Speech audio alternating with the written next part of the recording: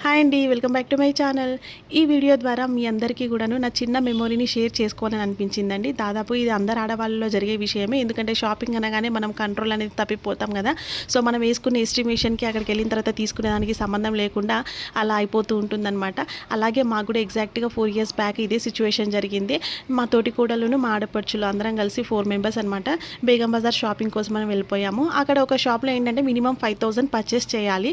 సరే ఒక్కొక్కరిగా 1250 అని అంటే నలుగురం కలిసి 5,000 చేయలేకపోతామా అన్న ఇదితో మేమందరం చాలా స్ట్రాంగ్గా డిసైడ్ అయిపోయి అట్లీస్ట్ 1250 అయినా చేద్దాము అన్నట్టుగా లోపలికి వెళ్ళాము.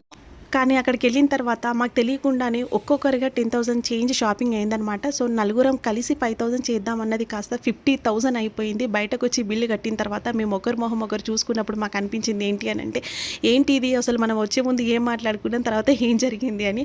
సో దీన్ని బట్టి నాకు అర్థమైపోయింది నలుగురం ఆడవాళ్ళు కలిసే పరిస్థితి ఒక రేంజ్లో ఉంటుంది అని చెప్పేసి. సో ఇప్పుడు ఇదంతా ఎందుకు చెప్తున్నానంటే, ఈసారి మా ఆంటీ గారు అమ్మవారికి ఓడిబియ్యం వేయడానికి శారీ షాపింగ్ కోసం అని చెప్పేసి నన్ను తోడుగా పిలిచారనమాట. ఇంకా నాకు ఆ ఇన్సిడెంట్ గుర్తొచ్చింది. ఈసారి అయితే స్ట్రాంగ్గా ఉన్నానన్నమాట. అసలు ఏం కూడా తీసుకోవద్దు అని చెప్పేసి. ఇప్పుడు నేను చూపిస్తున్న శారీస్ అన్నీ కూడా నా అమ్మవారి కోసమే. కలెక్షన్ అయితే చాలా బాగుంది. సో ఆషాఢం ఆఫర్స్ కదా, మీరు కూడా షాపింగ్కి వెళ్ళిపోయారా మరి?